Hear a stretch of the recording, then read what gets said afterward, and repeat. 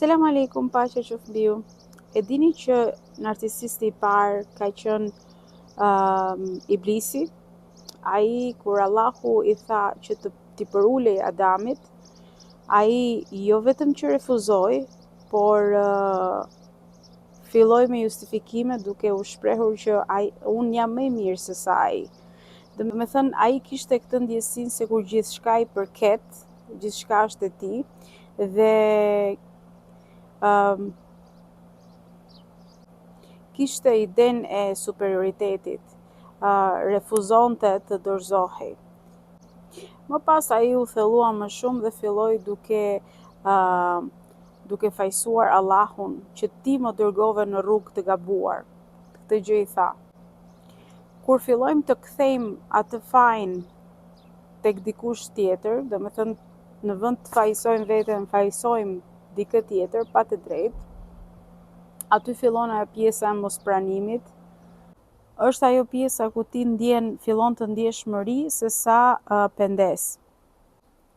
Edhe Adami bëri një gabim, por përgjigjja e tij tek Allahu ishte ndryshe.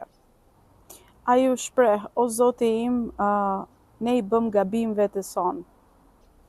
E njëjta situatë, por ndryshimi ishte tek ajo që ishin duke besuar për veten e tyre, domethënë se çfarë ato besonin për veten e tyre.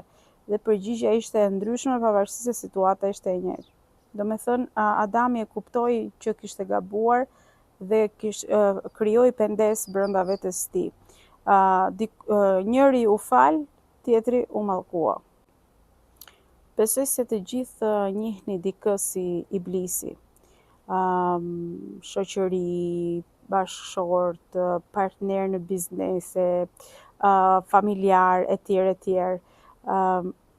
Dikush që asnjëherë nuk kërkon të falur, por gjithmonë përpiqet që të fajsojë tjetrin.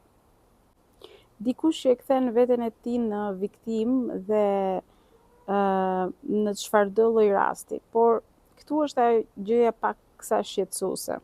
Shpeshherë pjesëza të tilla mund t'i gjejmë dhe tek vetja jonë.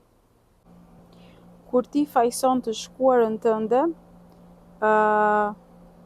për atë pjesë ku ti ke arritur, domethënë fajson të shkuarën sepse ti je këtu sot, apo sepse ti ke bërë këtë zgjedhje, sepse ti ke bërë këtë atë.